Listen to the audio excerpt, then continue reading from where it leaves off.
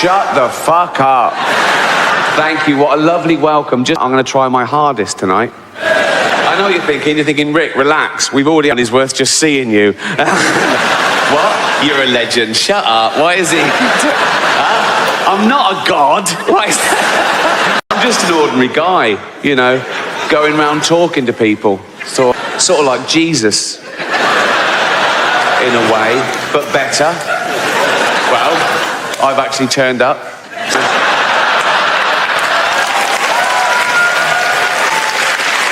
Thank you and welcome to Show Humanity. I don't know why I called it. I'm not a big fan. I prefer dogs, obviously.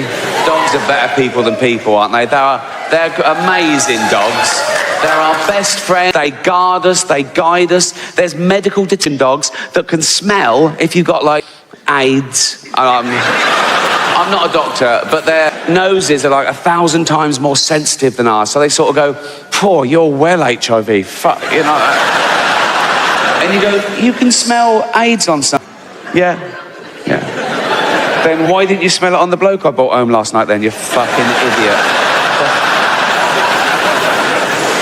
They did the first 3 billion years by themselves, and all that. And then we got involved, did a bit of selective breeding, you know, getting them how we wanted them to do jobs for us, you know, a bit more of that, a bit stronger, faster, whatever. And they're great at the jobs they're bred to do. And they love the job they're bred to do because they're genetically hardwired to love that behaviour anyway. Although the Rhodesian Ridgeback was bred to hunt lions. I can't help but think that was a little bit of a shock to it when it found out. So we've done all the breeding, all the different pedigrees, all thousands, all around, a big passing out parade. There's a bloke in a square with a white coat and a clipboard, and he goes, "Right, dogs." And they all go, What? Who wants to know what jobs they've got? We all do. Right.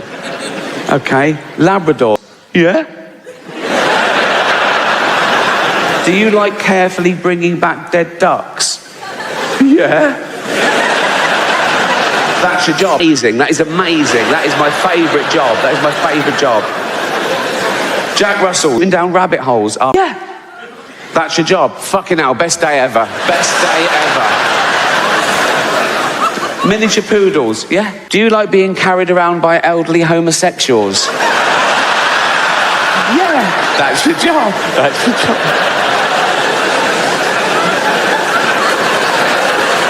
Backs, yo. You're hunting lions. What? You're hunting lions. Fuck off. Yeah, you are. No, we're not. Lions? We get fucking mashed. Why can't wilders hunt lions? They're shaking babies. Good boy. Good boy. You shake that baby if you want. Good boy. Cheers. So yeah, this is my first new stand-up show in years, if you don't count the Golden Globes.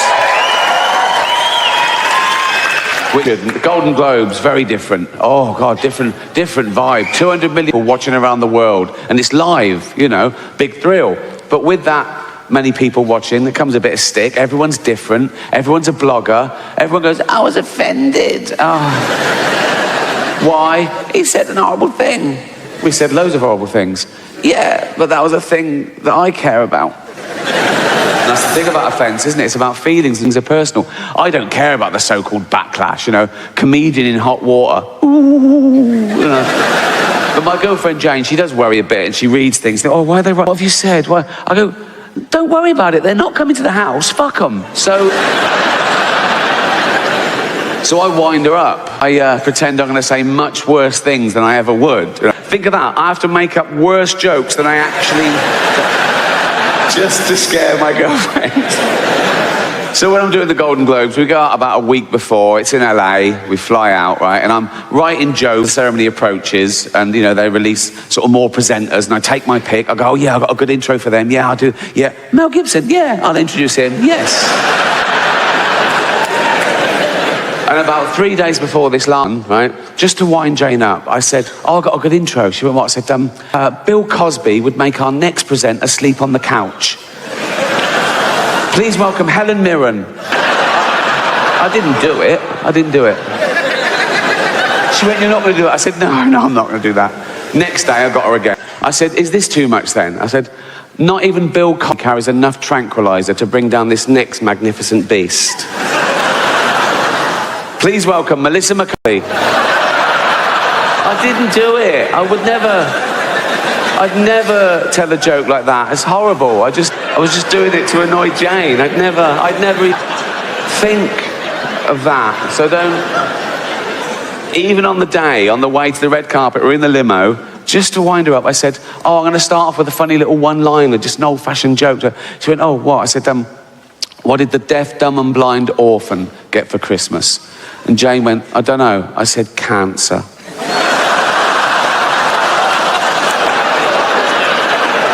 I didn't do it. So you're getting offended at a joke that doesn't exist. So I'd never say that in public. So to anyone who mattered. Anyway, so don't...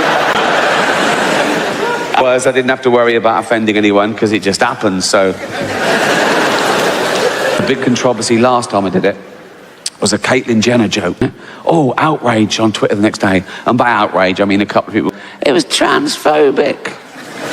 It wasn't transphobic in the slightest. It was a joke about a trans person, but the joke had nothing to do with that aspect of her existence.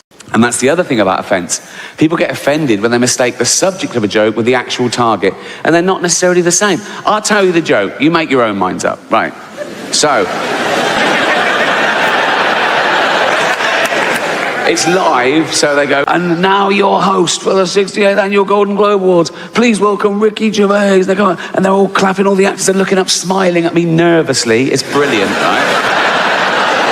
So I just go, relax, I'm going to be nice tonight. I've changed. Not as much as Bruce Jenner.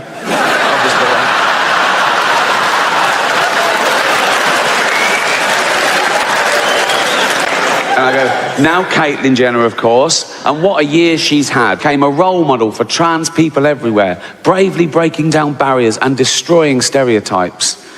She didn't do a lot for women drivers. That's a clever joke, and I'll tell you what, right? It's lit. No, listen, right? The subject of that joke is stereotypes. I'm with the notion of stereotypes, right? So I start off saying she's a real woman. Some would say a liberal, progressive attitude. And I go, oh, if she's a real woman, I hit them with the old-fashioned reactionary stereotype. She must be a bad driver then, right? And the target of the joke is a celebrity killing someone in their car. Let's not forget that, shall we? A celebrity killing someone in their car, running home and popping on a dress. That's the target of the joke, just so we're clear, okay? She was interviewed about a week later at some press conference for a show she was launched, now cancelled. And the press were around, and one of them, what do you think of the Ricky Gervais joke? And she went, maybe I should host the Golden Globes, right? And they tweeted that, and they atted me in, because they want a British feud, you know? It was clickbait, so I rose to the bait, obviously. I just sent back, let her host, just don't let her drive.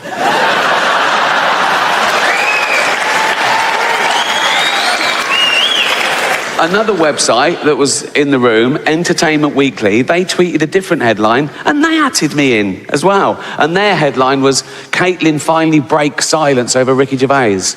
I just sent back, at last. She always breaks too late. Bring it on. Bring it on.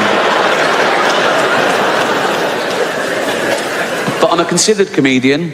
I like my jokes to be accurate and my targets to be fair. So I was engaging these people. I was saying, why is it transphobic? And they were saying, it's about a trans person. I said, well, that's ridiculous. That's like saying a joke about Bill Cosby is automatically racist. It depends on the joke. But I was talking to them, I'm willing to learn, and I found out my crime was that I dead named her. Now, I'd never heard that term, you know, before a day after the Golden Globes, and that was saying her old name, and even acknowledging that she used to be a man. But she did.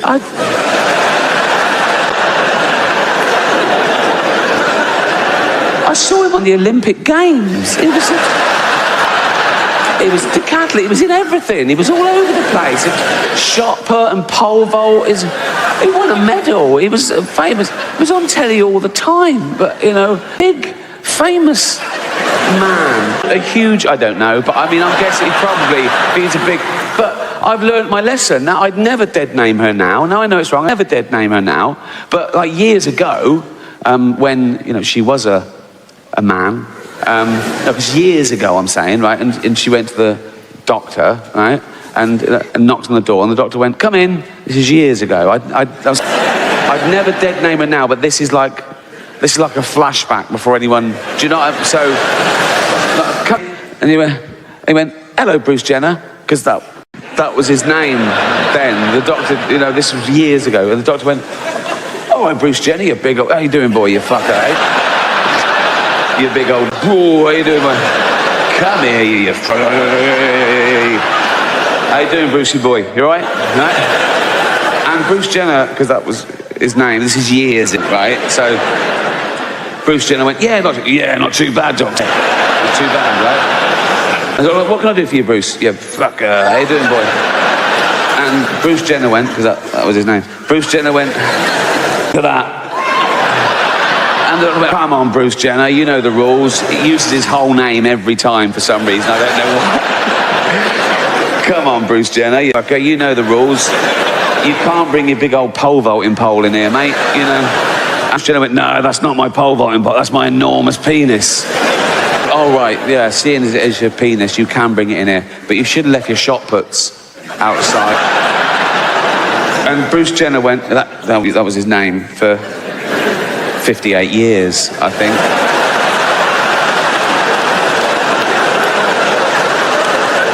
He went, "No, they're not my shot puts, they're my enormous testicles. That's where I keep my testosterone and my spunk and shit," right? And the doctor went, "Oh, yeah, that makes perfect. I am a medical man, and that you're a big, you fucker. How you doing, boy? You're big, and you would have a big old cock and balls. They're beautiful. That bit familiar, isn't it?" And I go, "No, but you must be very proud of them, Bruce." Bruce Jenner went, "Oh, this is going to surprise you, doctor. I want to get rid of them." And the doctor went, "What? Why?" "Oh, they get in the way." "Get in the way of what?" "Fucking driving, for one thing."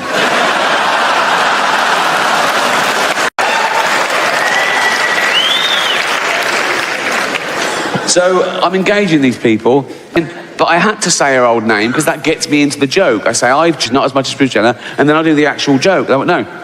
This is my second crime." I say, "She hasn't changed, right? She's always been a woman because she's always identified as a woman, and that means she's a woman.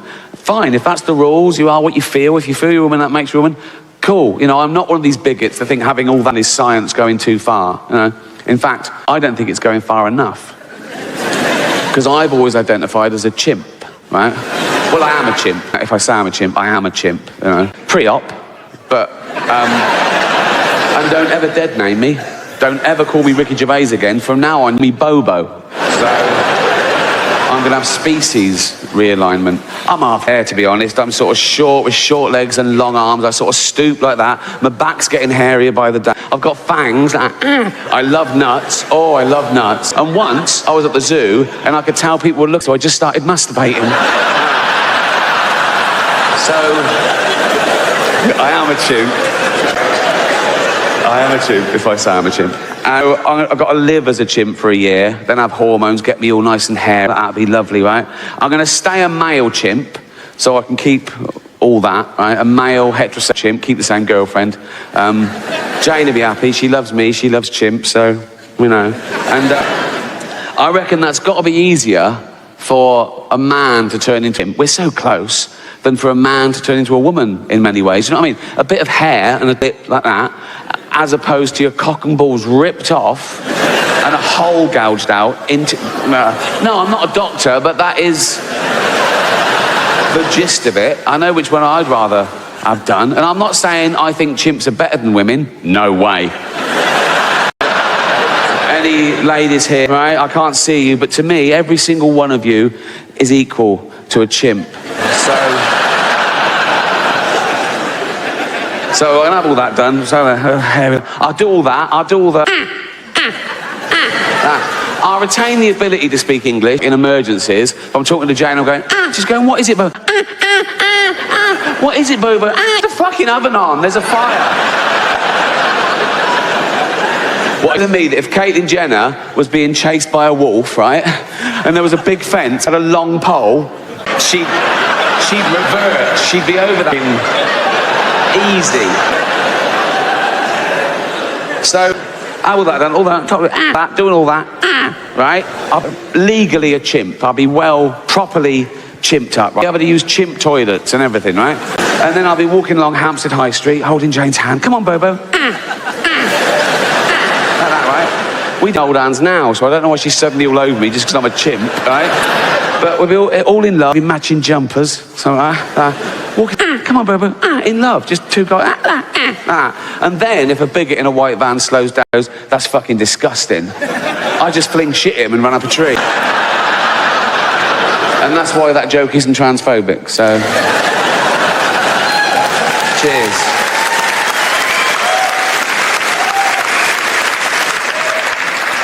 So humanity. What is humanity? What are we? Well, we've touched there. We're great apes. Not metaphorically, we're literally great apes. We are 98.6% genetically identical to a chimpanzee. We're closer to chimps than chimps are to gorillas. We left our common ancestor about 6 million years ago. We have the same life cycle.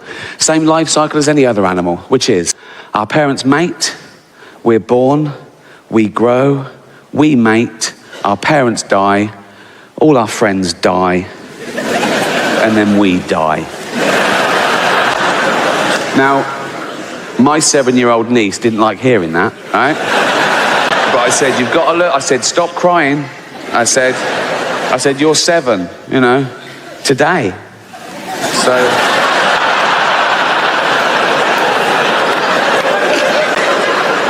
any more grisly and this party's cancelled. So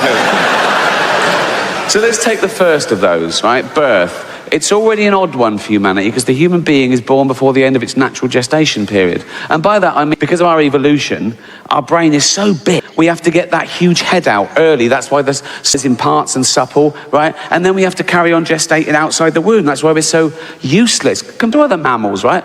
A giraffe is walking along, it goes, oh, I'm proper pregnant, right? I'm gonna have a baby giraffe right here, right? Yeah, there it is. See you later, right? And the baby goes, can I get it's got to be fucking ready, right? We're helpless, right? Just think of that, right? 9 months, we're just growing in this perfect environment, just like that. Just everything's... It's like being a little Kate Bush video, right? And then suddenly, and you're being squeezed out of an hole near an arse. You're covered in shit, they're screaming. You go, I can't breathe, so you fucking can, right? That's the first 1 second of life on Earth. You don't know where you are, you can't choose where you're born. I was born in a place called Whitley Estate in Reading, right? And no, I wouldn't have chosen that. I'd have chosen Hampstead. I did choose Hampstead, it just took me 45 years to be able to afford it, right? Very different my upbringing, you know, to how I live now. I know I live a privileged life now. Hampstead's ridiculous. Oh, it's a rarefied place, right? It's just like the grandchildren of poets and painters and me, new money, right? But growing up, it was tough. I don't know what it's like now, but in my day, my estate was really sort of rough and scary. It felt like wildlife. I was weak and vulnerable, right? And there was danger around every corner. The school I went to was on my street, and I ran there every day so I didn't get mugged or molested. And there weren't paedophiles in Reading because the murderers had killed a lot of them, but there was still a couple. I moved to Hampstead. Oh my God, it's no crime. I saw a knife once in Hampstead. It was a palette knife. Just a bloke just painting, oil painting, in the middle of the street, broad daylight. No one was gobbing on it or calling him Bender. It was weird. So I know my life has changed drastically, but it wasn't always like that. And the reason I'm telling you this, as a famous person, you sort of read about yourself, you know, gossip and, you know, Twitter and everything. And one thing kept cropping up, even when I was preparing for this tour. Oh, he's out of touch. He's so famous. He's rich. He's mega rich. I am. I could have this place burned down for a laugh.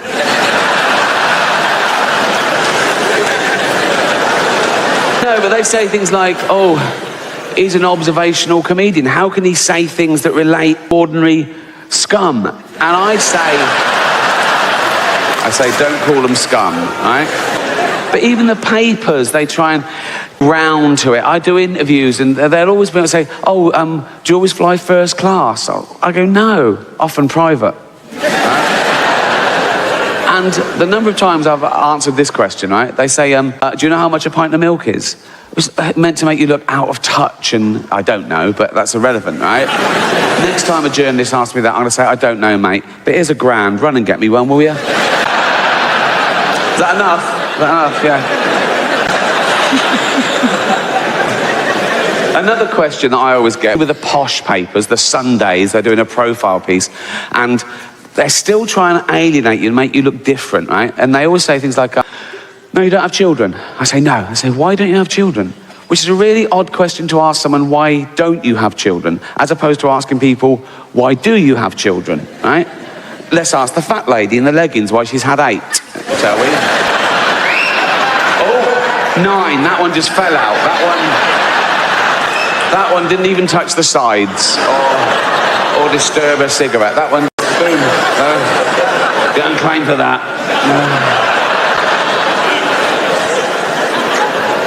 People say, oh, it's selfish to not have children. How can it be selfish to not bring a life into the world that doesn't exist on any level? It's not as a long sort of cabinet full of potential ghost fetuses going, we want to be born, right? But I've thought about it, and there's 3 reasons I don't have children, okay? 3 main reasons I don't have children, and I'll share them with you. Okay, here they go. 3 reasons, right? 1, there's millions.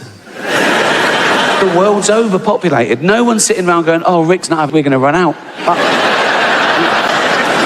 2, kids are scroungers, aren't they? I mean, from day 1, it's all me, isn't it? Feed me, clothe me, pay for my chemotherapy.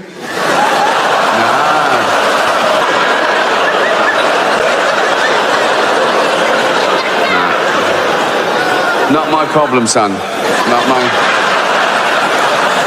Luck of the draw, boy. Luck of the draw. It costs the average household in the West $200,000 to bring up a child, right? And you don't see that back. They don't want to pay you back. They're not grateful. They don't go, oh, thanks for having me every day. They go, I didn't want to be born, right? Even if they get a top job, right? We won't, okay?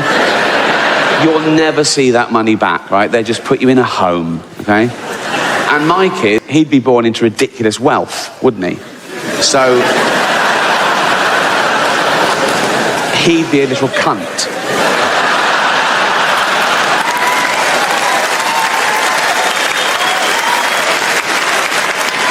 A little Hampstead cunt. Running around with other fucking little Hampstead cunts. Being all Hampstead and cunt. I'm a little Hampstead cunt. Yes, I know, yeah. These are my cunty friends. Yeah, I know, it's obvious. I can tell from your little fucking cunty hats. Little Hampstead cunts, you little posh Hampstead. One hand, he'd know he was a little fucking Hampstead cunt. I'm a little Hampstead cunt. Yes, we know, everyone knows, right? He'd know that, right? And on the other hand, he'd know that he could never live up to being as brilliant as his dad, right? I'd say, you know, I worked my way up from nothing and I gave it to you and you're just a little useless Hampstead guy. Yeah, and that would probably prey on his little mind a bit, wouldn't it? Like 11, 20, or be a naughty boy, run with the wrong crowd, try and get out from my shadow, right? And then he'd turn to drugs, and about 30, he'd home and he'd overdose on my Afghan 20 grand, that was, right?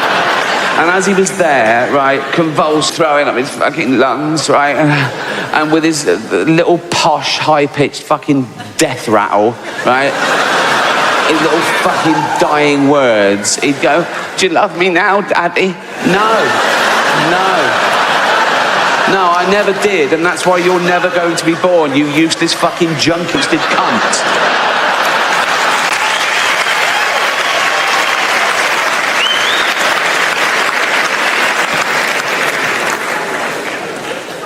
And 3, I'd worry sick about him. I've only got a cat at the moment and I worry sick about her. I check the door 3 times when I go out so, you know, she doesn't... I put food and water in every room in case the door's shut and she's peckish for 20 minutes. Right? A human baby, oh my God, the responsibility of a human life. Watch it sleep. You know, we've said how weak and vulnerable they are. It's like, oh God, you perfect little thing. You, oh, flesh of my flesh. Go to sleep in your expensive cot. Oh, night, night, sleep tight. Don't let the bed bugs. Oh, dead.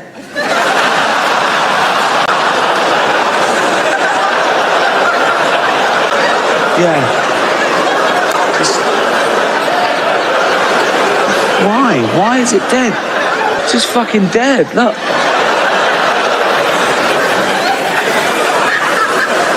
Fuck's sake.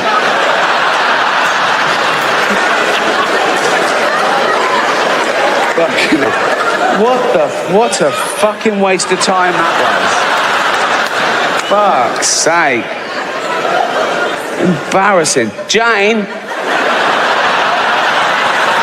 What? Come here. I'm in the shower. Come here. What? Fucking dead already. I just fucking hell, Jane. You call that a baby? That is... If Jane was out, I'd have to text her, wouldn't I? What? You just... Baby's dead. She'd come back, whoop, what the fuck? I'd go, yep. Forget the Pampers, lol.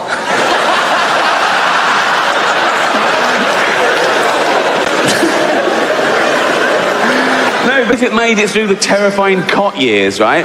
And then it was a toddler running around head height to my antique tables with sharp edges. I have to pad them so it didn't run into it and fucking cave its head in and die.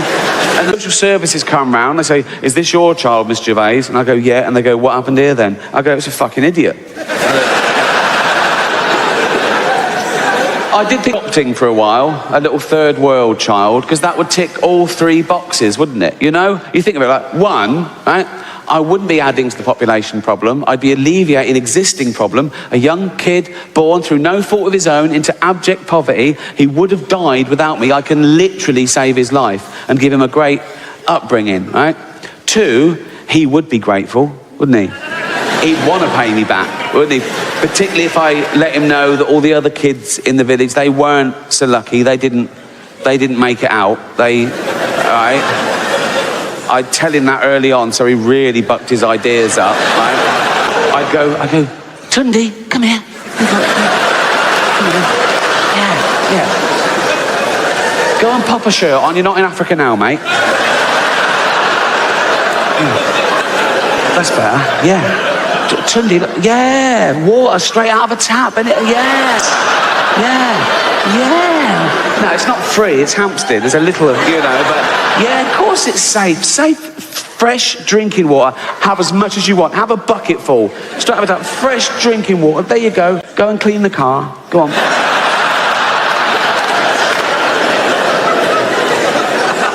No, I'd go, look, do you remember your friends in the village back in Africa? Yeah, they're all dead. Because a rich man didn't save them and bring them to Hampstead, so do you want to pay me back? Yeah, I bet you do, right? And the good thing about them is they can start work when they're about 6. I just call up Nike and I go, do you still make your stuff in sweatshops? Great little worker here, yeah. £1 a day's fine. He's got to start somewhere. Yeah, brilliant. And 3, if he ran round and caved his head in and died, and the social services came round and said, is this your child, Miss Gervais? I'd go, does it look like mine? I'd go, this is Hampstead, it's obviously broken in, mate.